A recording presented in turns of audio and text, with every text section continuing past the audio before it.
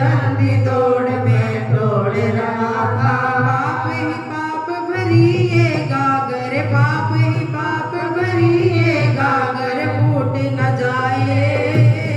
ओ बाह पकड़ लो सतगुरु कहीं डूब न जाए। बाह पकड़ लो सतगुरु कहीं डूब न जाए। जग माया के इस दरिया में, जग माया के इस दरिया में डूब न जाए। ओ बाह पकड़ लो सतगुरु कहीं डूब न जाए। बाह पकड़ लो सतगुरु कहीं डूब न जाए। गुरुदेव तुम्हारी जय होवे, गुरुदेव तुम्हारी जय होवे, गुरुदेव तुम्हारी जय होवे, गुरुदेव तुम्हारी जय होवे।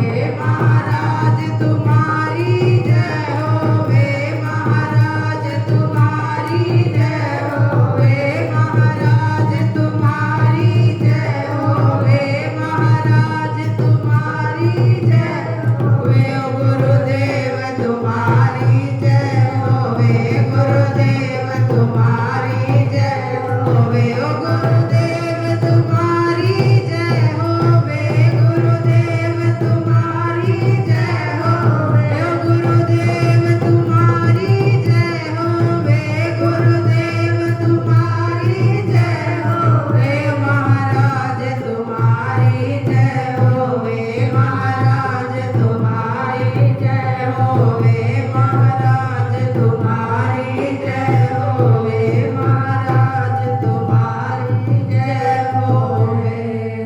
बोल गुरुदेव महाराज की जय, बोल गुरुदेव महाराज की जय।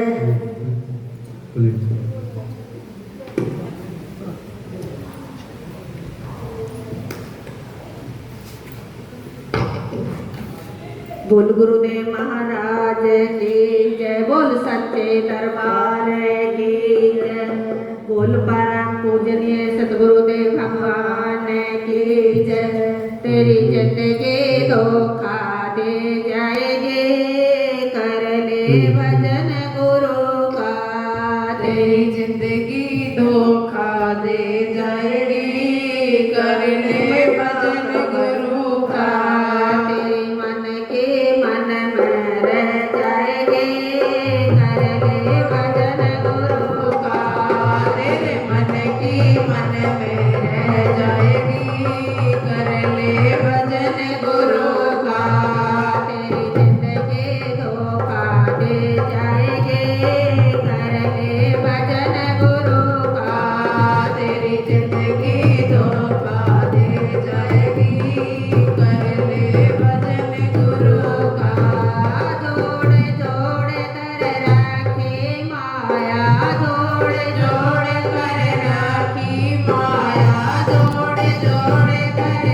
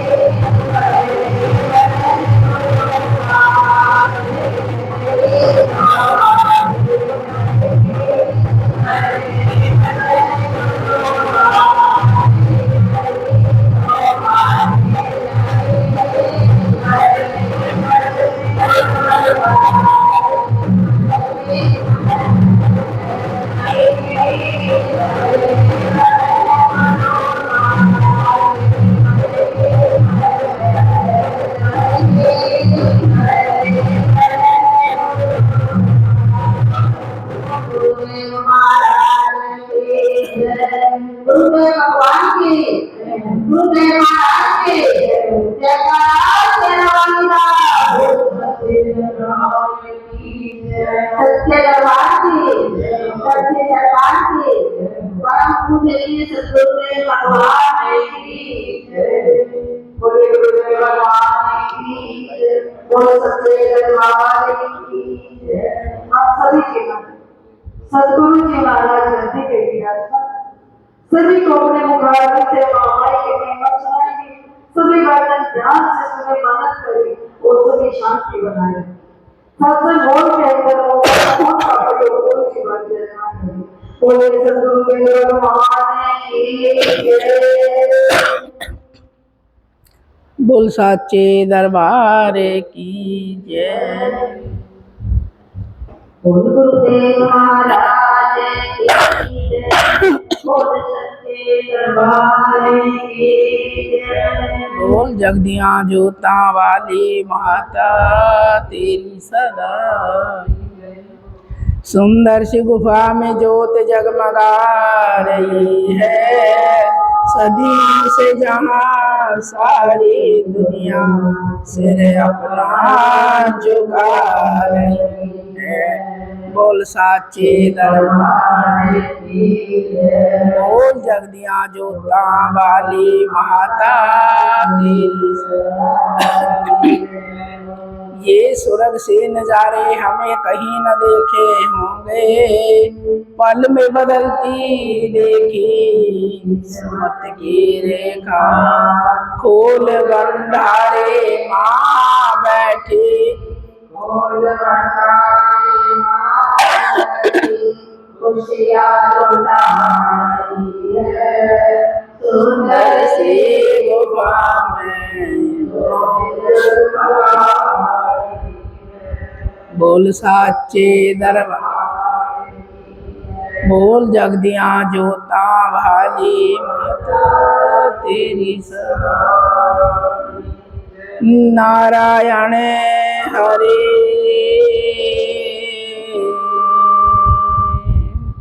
जय माता की, जय माता की। देखिए प्रेम भगत जनों, माँ के प्रेम में जीवन की एक नेक कमाई संसार में बस यही बचती है और यही हमारे पास है। आप सभी सोचिए, देखिए कितने साल तक नौकरी करते हो, उसका तुम्हें ब्याज भी नहीं मिलता।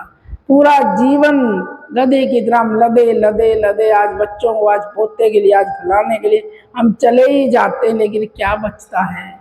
खाली हाथ जाते हैं। क्या बचता है? किसी पे है कुछ ही चीज़? कुछ नहीं है ना किसी के पास, केवल ये झूठी ममता बचती है।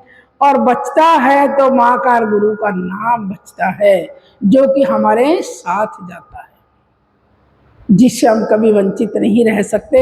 जितना भी हमने जपा, जितना भी हमने किया, वो हमें कभी धोखा नहीं दे सकता। ये सारा संसार बिल्कुल धोखे की ही पुड़िया है, धोखे की नाव है, न जाने कब कहाँ डूब जाए। जिसके मुंह में हम इतना फंसे हुए हैं, वो से कहते हैं हम मानते ही नहीं, हम नहीं जानते इन फंडों को।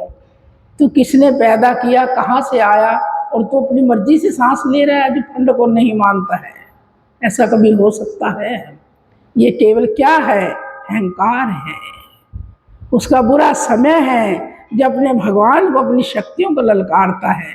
कब कहाँ जाने क्या हो जाए, फिर किसने किया, फिर क्यों हुआ ऐसा। देखिए, नहीं मानते तो आदर कीजिए, सत्कार कीजिए, शक्तियों का निरादर मत करें, जो कि हमें बार बार उनका दंड भुगतना पड़े, ऐसा ना करें।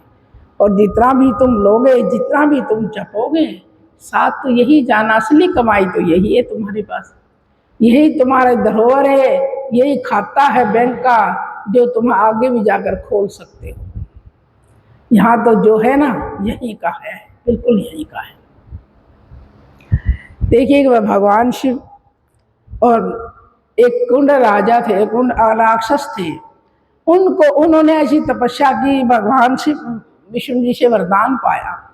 कहने लगा मुझे अमरता का वरदान दीजिए, मैं अमर रहूं। कहने ऐसा तो कभी हो ही नहीं सकता कि संसार में जो आया है वो अमर रह जाए, ऐसा कभी नहीं।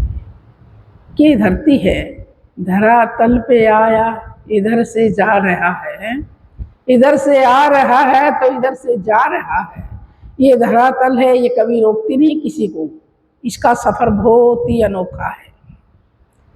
और कोई भी वरदान मांगिए कि और क्या मांगू, अब तुम्हारी मृत्यु तो नहुस के हाथों होगी, तुम्हें वरदान मांगने की जरूरत नहीं कि ऐसा क्या वरदान, ऐसे क्यों कह दिया। कुंड राक्षस भगवान विष्णु जी पर टूट पड़े, ब्रह्मा जी पे, ऐसा क्यों कहा आपने। अके निश्चित है, ये तो पहले टाइम से निश्चित है, तुम्हें राजा नहुस मारेंगे और कोई नहीं मार सकता। तो कहने लगे ये तो कुछ भी नहीं, तो मेरे बाएं हाथ का खेल है। देखिए राक्षस इतने बलवान थे, भगवान को भी हिला देते थे, धरती पर उतार देते थे। और देवताओं को उतारने में 10 साल लगते हैं भक्तों को, राक्षसों को 10 दिन में इतना मोल उतार देते हैं। लेकिन क्यों, उनका ये घमंड जो है ना, घमंड के लिए भगवान भी जल्दी आते हैं कि उनका यही विध्वंस है, ये इनको वरदान देना ही उनका विध्वंस है, कुल का वंश खत्म हो जाता है, सब कुछ यही है।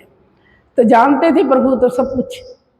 उन्होंने माँ ने अशोक सुंदरी ने अपनी माता को पुकारा, हे माँ पार्वती, हे माता, हे जगत जननी, आप आओ जल्दी, मेरे पर बहुत बड़ा संकट आया। माँ दौड़ी दौड़ी गई, माँ ने पुकार सुनी, कहने लगी पुत्री क्या हुआ। कि असुर जो कुंडासुर हैं वो मेरे पति को मारना चाहता है और मुझे भी मारना चाहता है। कि ब्रह्मा जी का वरदान है, उसे उसको पता चल गया कि तेरा दुश्मन जो है नहुस है। कि अच्छा अभी बताती हूँ इसको कैसे मारेगा। माँ के क्रोध की कोई सीमा ना रही, बस बढ़ते बढ़ते बढ़ते महाकाली महाक्रोध रूप धारण कर लिया। और सब देवता भी कांपने लगे, क्या हुआ। सारे देवता इकट्ठे होकर के भगवान विष्णु जी के पास जाते हैं, कहने लगे प्रभु कोई उपाय करो, माता तो बहुत ज्यादा क्रोधित हो गई है और नहुस को मारने के लिए, कुंड को मारने के लिए, नहुस को बचाने के लिए बहुत ज्यादा क्रोधित हो गई है। कि माता ने तो सोचा ही नहीं नहुस के हाथों से मरेगा, ये क्यों इतना क्रोध किया, सब पर भारी पड़ जाएंगी माता तो। चलो सभी भगवान शिव के पास चलते हैं। देखिए जैसे जैसे भी वक्त आता रहा और जैसे जैसे भी सब हुआ, उन्हीं से भगवान के नाम भी प्रकट हुए, माता के भी नाम अनेकों प्रकट हुए, नामकरण होते चले गए सृष्टि में। माँ का बहुत रूप देखकर, क्रोध रूप देखकर भगवान शिव सारे शिव के पास आते हैं। और शिव ने कहा कि चलो देखता हूँ, मानने वाले तो अब है नहीं। माता जब पार्वती जब गुस्से में आ जाती है वो मानती नहीं है, उसके गुस्से में कोई न कोई राज छुपा है। नहीं प्रभु पता नहीं क्या हो जाएगा, आप उठिए, हे शिव भगवान आप जाइए, माँ को शांत करिए। जाते हैं माँ से, कहने लगा माँ के देवी पार्वती आप इतना क्रोध क्यों कर रहे हो, किस लिए।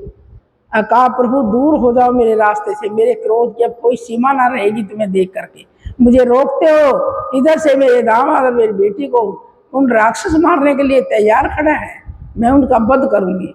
तो तुम उनका वध करोगी, फिर ब्रह्मा जी के वरदान का क्या होगा, झूठा हो जाएगा। अगर मुझे नहीं पता, अगर नहीं ये देवी आपको मानना पड़ेगा। बहुत समझाया भगवान जी ने, लेकिन माँ मानने को राजी नहीं हुई, क्योंकि एकदम अग्नि इतनी तेजों से झंडकती हो तो शांत होने में तो समय लगता है ना।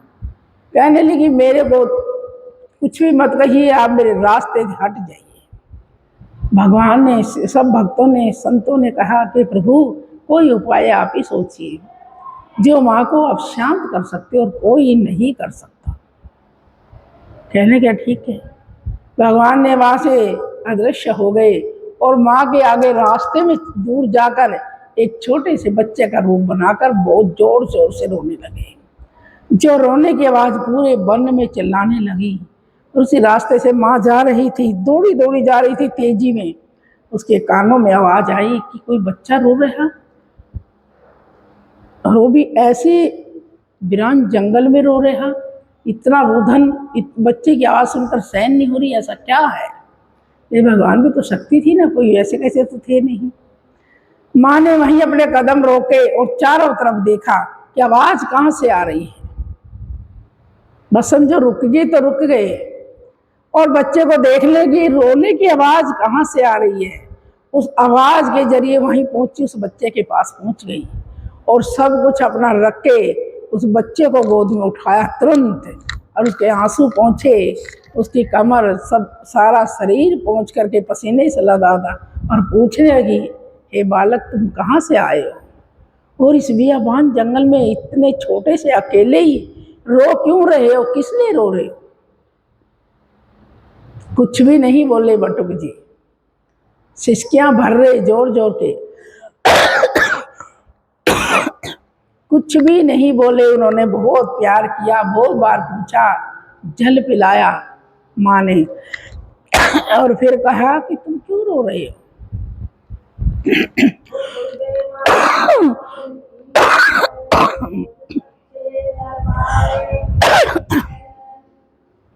भगवान जी क्या बोलते, सब देवता खड़े देख रहे थे। कहने लगे, माता, हे माँ पार्वती, आपको पता है ये कौन है, और आप उनसे पूछ रही हो। आप इतनी क्रोध में विचलित हो गई, आप सब कुछ ही भूल गई। कहने लगी, कौन है, मैं क्यों भूलती, मैं तो यहीं रुक गई हूँ, आगे तो नहीं गई ना, कि फिर देखो तो कौन है।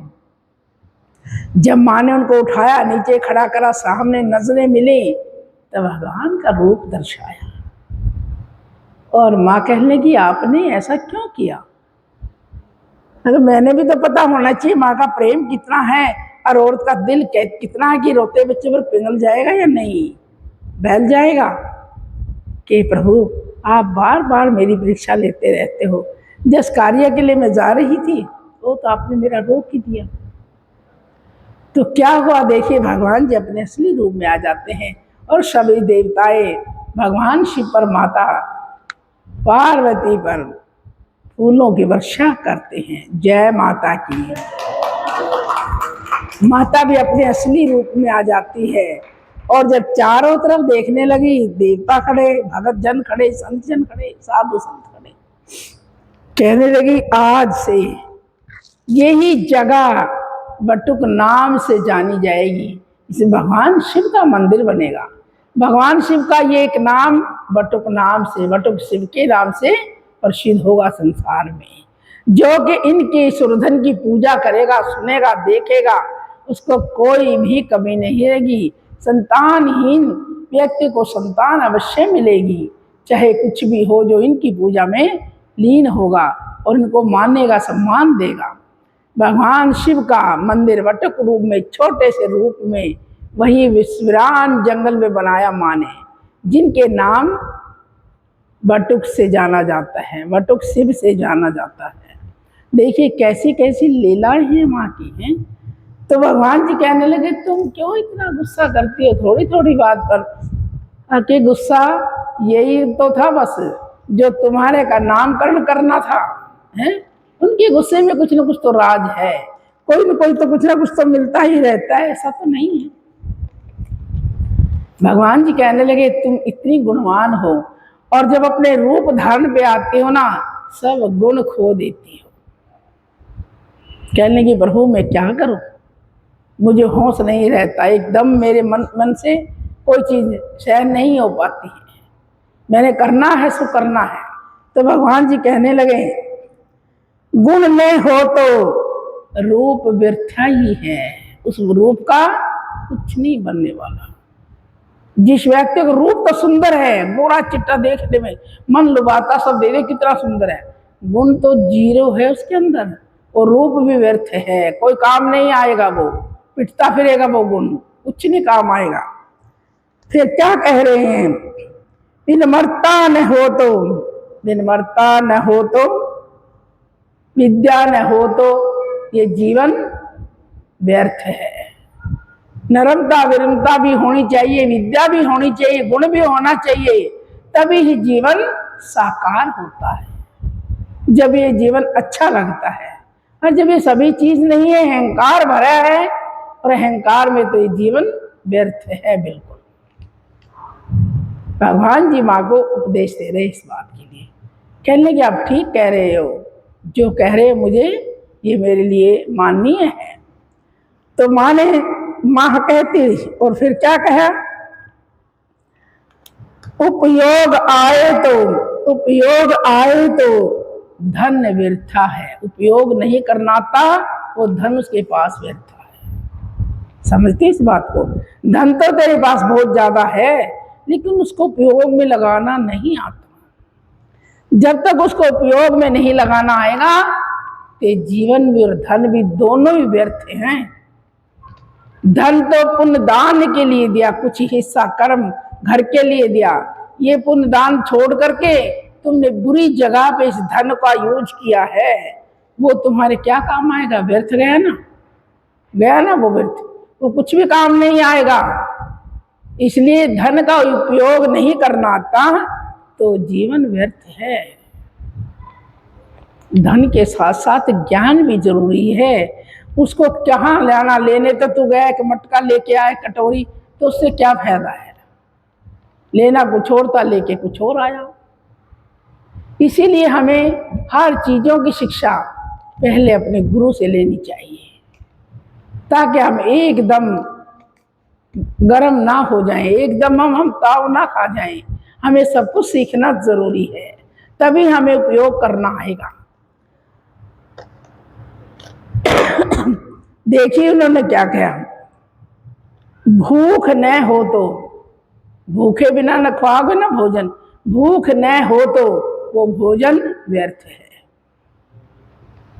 जब भूख नहीं है तुम्हें, चाहे हलवा भी रखा हो भी किरकिरा लगेगा, अच्छा नहीं लगेगा। नहीं अच्छा, ये बिल्कुल नहीं, खाएंगे ही नहीं, नहीं नहीं नहीं नहीं करते रहेंगे। कभी भी कहीं पर जगह देखकर ना करनी चाहिए। कभी ऐसी जगह पर गुरु के सामने, मंदिर में या पुजारी के सामने ना नहीं करनी चाहिए। ना है तो ना ही रहेगी, जाओ। जो उनका कर्म है वो प्रसाद दे रहे, तुम कह रहे नहीं जी नहीं जी हमें नहीं चाहिए, दो तो दो दाने दे, तो नहीं जी नहीं, ये तुम्हारा फैशन है। ये तुम्हारा फैशन नहीं, ये उल्टी गिनती है। तुम्हें पता ही नहीं आशीर्वाद कहाँ मिलता और कैसे मिलता है, किस रूप में मिलता है। गुरु के सामने भी कुछ खाते पीते देते हैं, कोई प्रसाद देते तो मना कर देते हैं कि नहीं जी है मेरे पास नहीं चाहिए। क्यों चाहिए? क्योंकि तुम्हारी किस्मत में नहीं है ये भोग प्रसाद लेना। वहां कुछ नहीं मिलने वाला, खाली जाओ। ले लोगे ना बाद में तो भी खाली जाओ, कोई बात नहीं। तो इसीलिए हमें सब ज्ञान सीखना चाहिए। परोपकार न करने वाले, परोपकार न करने वाले, अरे जीवन ही उनका व्यर्थ है। उपकार करना नहीं आता, किसी की भलाई करनी नहीं आती, किसी के काम तुम नहीं आते, तो ये जीवन का क्या करोगे? परोपकार करना बहुत बड़ी भक्ति है, किसी के काम आना बहुत बड़ी भक्ति है। कहीं देख लो जहाँ काम आने की जगह नहीं है, कोई बात नहीं, लेकिन फिर भी कोशिश करो कि ये डूबा जा रहा है, इसको बचा दूं कैसे भी, ये इस मार्ग में डूब रहा है, इसको बचाना मेरा कर्तव्य है। अगर वहां नहीं तुम्हारे पुरुष चलते तो किसी और को कह दो, लेकिन तुम्हारी आत्मा तो तड़प रही है कि बचाने के लिए, तो ये बहुत बड़ी भक्ति है। और तुम उतनी उसके ऊपर निंदा बुराई कर दोगे जिसका कोई हद नहीं। क्यों? इसको पता नहीं था, जल को देख कर जाता अंदर, डूबना डूबना जरूरी था। पता नहीं कितना कुछ कह देते खड़े होकर। उसका जो बोझ भार था वो भी अपने ऊपर ले लिया तुम लोगों ने। अगर उसको पता तो जान तो प्यारी पशु पक्षी को भी लगती है ना, वो उस जल में क्यों गिरता? सबको अपनी जान प्यारी लगती है। तो माँ ने भगवान वटुक भगवान से कहा कि हे प्रभु, अब तो ये ज्ञान आपके लिए भी लागू है। क्यों?